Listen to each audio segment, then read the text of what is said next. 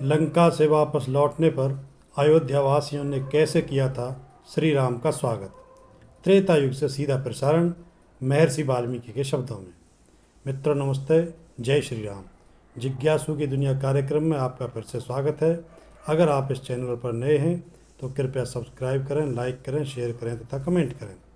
मित्रों, हम सब सौभाग्यशाली हैं कि श्री राम जन्मभूमि का पुनरुद्धार तथा वहाँ मर्यादा पुरुषोत्तम श्री राम जी का भव्य मंदिर देख रहे हैं। आज 22 जनवरी 2024 को अयोध्या में श्री राम का स्वागत किया जा रहा है। तो आइए इसी अवसर पर त्रेता युग से श्री राम जी के स्वागत का सीधा प्रसारण कर रहे हैं महर्षि वाल्मीकि के शब्दों में। कैसे स्वागत किया था श्री राम का अयोध्या आगमन पर त्रेता युग में, क्या हुआ था, कैसे प्रसन्नता मनाई गई थी, किसने क्या क्या किया था, इसका सीधा प्रसारण प्रारंभ करते हैं महर्षि वाल्मीकि कृत वाल्मीकि रामायण के आधार पर। तो मित्रों, युद्धकांड के सप्ततितमें सर्ग के प्रारंभ में महर्षि वाल्मीकि जी लिखते हैं, वनवास के 14 वर्ष पूरे हो जाने पर चैत्र शुक्ल पंचमी के दिन श्री राम ने महर्षि भारद्वाज के आश्रम में प्रवेश किया और उनको यथाविधि प्रणाम किया। दूर से अयोध्या को देखकर श्री राम ने मन में विचार किया, आज वनवास के 14 वर्ष पूर्ण हो रहे हैं। यदि आज भरत को मेरे पहुंचने का संदेश नहीं मिला तो वह चित्रकूट में की गई अपनी प्रतिज्ञा के अनुसार अग्नि में प्रविष्ट हो जाएगा। अतः उन्होंने कपिश्रेष्ठ हनुमान जी से कहा, हे वनवासी, तुम शीघ्र अयोध्या जाओ और राजकुमार भरत को मेरे अयोध्या आगमन का समाचार प्रदान करो। नंदीग्राम अयोध्या से 1 कोस के अंतर पर था। हनुमान जी भरत जी के पास पहुँचे और हाथ जोड़कर के बोले कि श्री राम ने आपके लिए अपना कुशल संवाद भेजा है।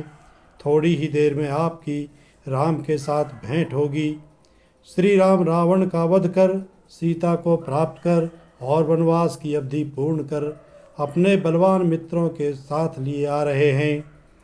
श्री राम के आगमन का यह परम आनंददायक समाचार सुनकर सत्य पराक्रमी भरत ने प्रसन्न होकर शत्रुघ्न को आज्ञा दी, हे शत्रुघ्न, नगर के प्रमुख स्थानों और यज्ञशालाओं को अद्भुत सुगंधों और पुष्पमालाओं से मनुष्य पवित्र होकर के सजाएं।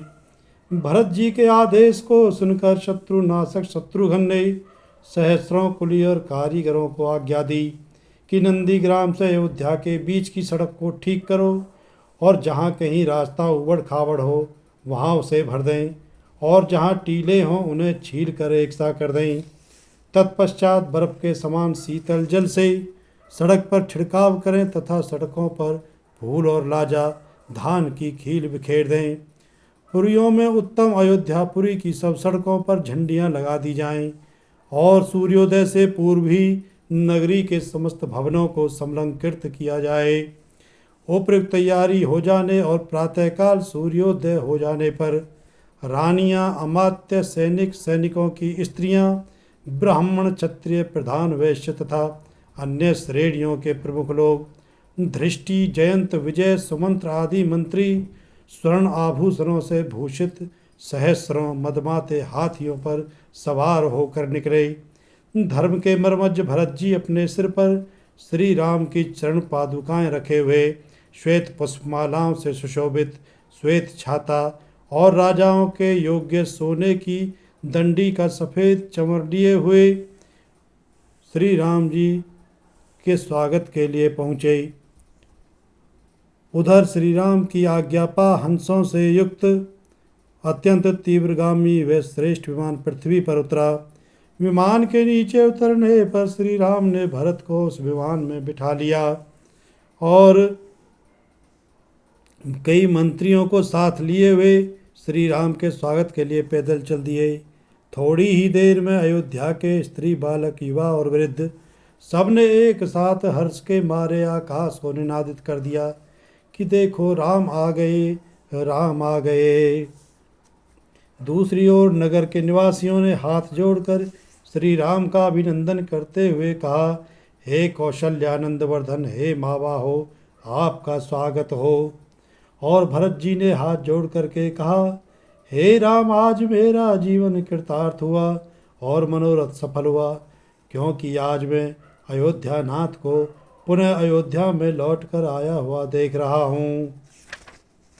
नंदीग्राम में पहुँचने पर भरत जी ने हाथ जोड़कर सत्य पराक्रमी अपने ज्येष्ठ भ्राता श्री राम से कहा कि जैसे बैल के बोझ को एक बछड़ा नहीं ढो सकता, वैसे ही मैं भी इस राज्यभार को उठाने में असमर्थ हूँ।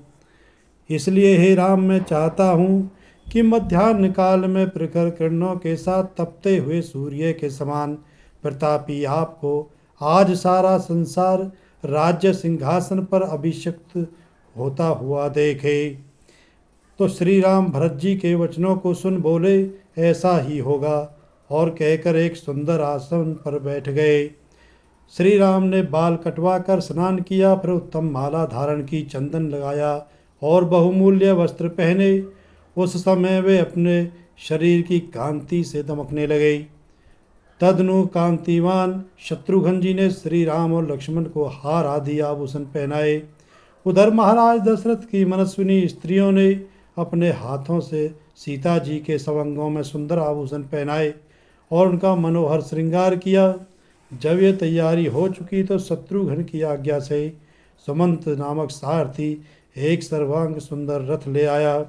सूर्यमंडल के समान देदीप्यमान दिव्य और श्रेष्ठ रथ को उपस्थित देख सत्य पराक्रमी माँ बाहु श्री राम उस पर आरूढ़ हुए।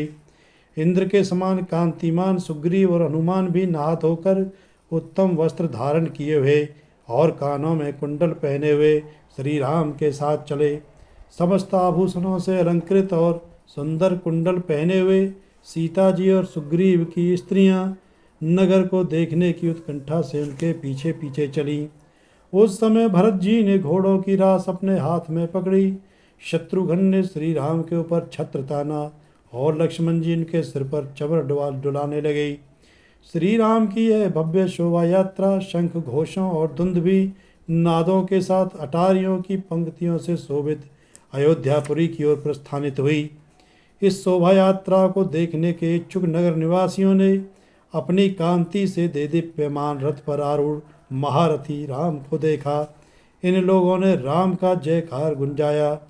श्री राम ने हाथ के संकेत से उनका अभिनंदन किया और श्री राम वानरों के अद्भुत अद्भुत कर्म और राक्षसों का बल, इन सब बातों का वर्णन करते हुए अयोध्या वासियों को सुनाते हुए अयोध्यापुरी में प्रविष्ट हुए। उस समय पूर्ववासियों ने अपने अपने घरों पर पताकाएं लगाई हुई थीं। नगर में होते हुए श्री राम वहाँ पर पहुँचे और फिर पुरोहित श्रेष्ठ वशिष्ठ जी तथा सुहृदों से शत्रुघ्न जी ने श्री राम का राज्याभिषेक करने के लिए निवेदन किया। तब वृद्ध वशिष्ठ जी ने अन्य ब्राह्मणों को साथ लेकर सीता सहित श्री राम को एक रतन जटित चौकी पर बैठाया। जिस प्रकार 8 वसुओं ने जल से इंद्रदेव का अभिषेक किया था, उसी प्रकार उस समय वशिष्ठ, वामदेव, जाबाली, कश्यप, कात्यायन, सुयज्ञ, गौतम और विजय, इन 8 मंत्रियों ने निर्मल सुगंधित जल से श्री राम का अभिषेक किया। सबसे पहले ऋत्विक ब्राह्मणों ने, तत्पश्चात कन्याओं ने, फिर मंत्रियों ने, सैनिकों ने और सबके अंत में महाजनों ने प्रसन्नतापूर्वक श्री राम का अभिषेक किया। तत्पश्चात महात्मा वशिष्ठ ने श्री राम के सिर पर राज मुकुट पहनाया। फिर ऋत्विजों ने उन्हें विविध प्रकार के आभूषणों से अलंकृत किया। उस समय शत्रुघ्न ने सुंदर श्वेत राज छत्र पकड़ा। फिर एक और वानर राज सुग्रीव ने श्वेत चवर पकड़ा और दूसरी ओर राक्षस राज विभीषण चंद्रमा के समान श्वेत चवर डुलाने लगे।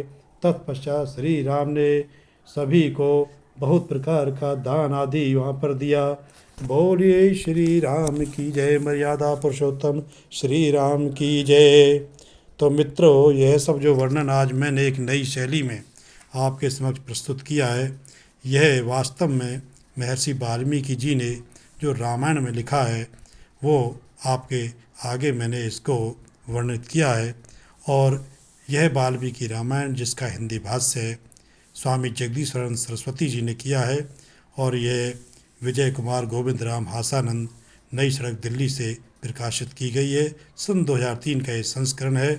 आप सभी से निवेदन है कि आप एक बार श्रीमद् वाल्मीकि रामायण के इस हिंदी भाष्य को अवश्य पढ़ें और पुण्य लाभ करें। तो मित्रों कैसा लगा ये त्रेता युग से श्री राम के स्वागत का सीधा प्रसारण?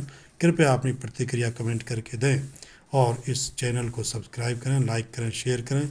नमस्ते।